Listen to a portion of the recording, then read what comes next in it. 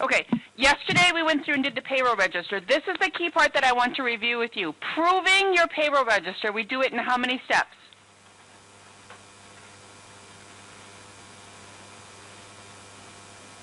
3. Okay, and why 3? Section 1, Section 2, Section 3. So the first thing you have to prove is going to be your earnings. Your total regular plus your total earnings equals your total, right? Then we do deductions. Total federal plus total Social Security plus total Medicare plus total health plus total other plus should equal total. Your total net pay should equal total earnings minus total deductions. If that doesn't equal, at any given point, you have to redo the math. Oftentimes, it can you can have a math mistake here on adding a cross. Sometimes you'll do a math mistake, and then when you go through to prove your net pay, depending on whatever number doesn't come out, that's going to be where you go through and redo the math. If your total deductions number does not prove, then go back through and redo your math going down. If you get the same numbers going down, then I would re-add going across to get your total deductions for each employee. So take it step by step. Again, the last step that we have to do is going to be to go through and complete our employee earnings record, because we have to know for each person what their accumulated earnings are, because your accumulated earnings are going to determine whether or not you have exceeded that tax base. And the tax base is needed to know for Social Security. Our instructions told us automatically that none of our people had gone through and exceeded the tax base, but in the future, like, somebody's not going to tell you that. You'd have to look at each employee to see where they're at. And here in class, we have what for our tax base as a number? 87,000, okay? On the test, they're not going to tell you what the tax base number is, that you would need to know what the tax base is, and then determine whether or not you need to calculate the tax. So that's why I'm asking you to know that. So once we have our payroll register done, the next thing we do is we take that number and we put it on the employee earnings record. It's kind of like posting. We don't need to recalculate all the numbers, but we just need to go through and get that information on our payroll register.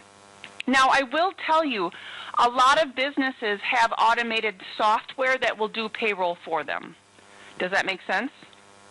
Because it really is a lot of math, easy calculation. As long as you put in the correct number of hours or give them the total earnings that needs to be, mathematically a computer software can calculate it, and it would also take that number and put it into their employee earnings record.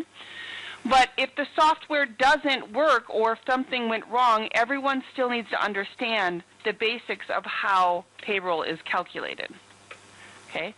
So when we look at this employee earnings record that's listed right here below our payroll register, we have to get some detailed information from our instructions to start off with. So when I look at my instructions, it says for number 3, prepare the quarterly earnings record for Ms. Henley for the quarter ended September 30th of 2000. And enter the July 15th payroll information. It does say Ms. Hensley for the quarter ended, employee number is 5, pay rate is 13, Social Security number is listed. Position is a sales clerk, and accumulated earnings at the end of the second quarter is $13,520. That's important to know, that this earning record that we're looking at right here is for the third quarter. So when we take a look at accumulated earnings, we need to get that number from the previous quarterly earning record. So we have to go through right here and fill in that this record we're doing right now is going to end September 30th. And she is employee number 5, and we're doing Judy Hensley.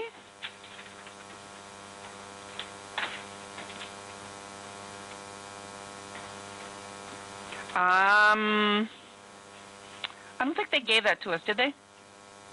I'll look up the answer for you. Marital status. How do we know that? Where? Okay, up here on your payroll register, right? So it tells us that she's married. And our withholding allowances is set at 2. Okay? So the rate of pay, they gave us that in the instructions, is $13. Social Security number is listed. and her position is a sales clerk. The accumulated earnings, so that is the total amount that she has received for all of her earnings before this record started, and that was listed as $13,520.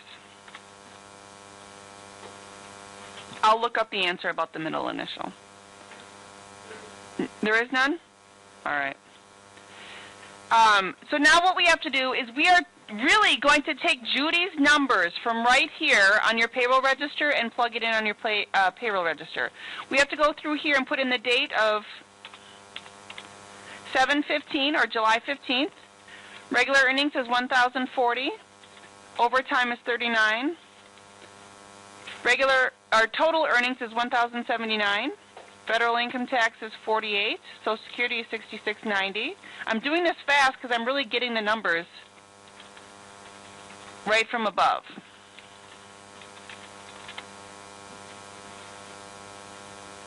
Now, remember when Mrs. Grassel said if you make one mistake, it can count over and over again? Here's another example.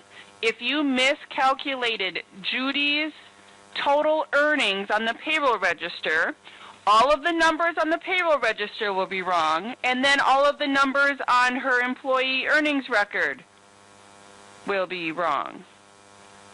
Slow down and double check. Okay, the last step that we have to do for filling out our employee earnings record is we take a look at this accumulated earnings. Again, what is this word right here that I'm pointing to? Earnings. Where else on my payroll register or employee earnings records does it say earnings?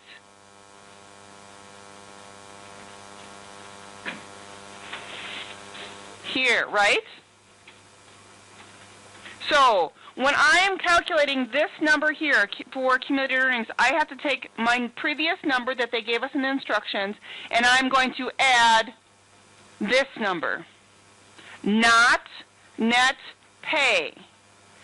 This title here is accumulated earnings. That is the total amount that the employees have earned for working there. Because it is right next to the net pay columns, people go through and add that on there thinking that's how it's going to work, but it will be wrong. Most common mistake made on the test right here, miscalculating accumulated earnings. So on your calculator, you would go through and plug in $13,520 and add to it $1,079 for accumulated earnings of $14,599.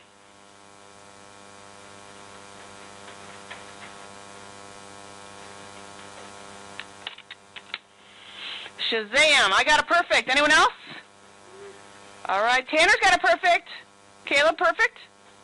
Yes? Oh, Carson got one too. Nice, nice. All right.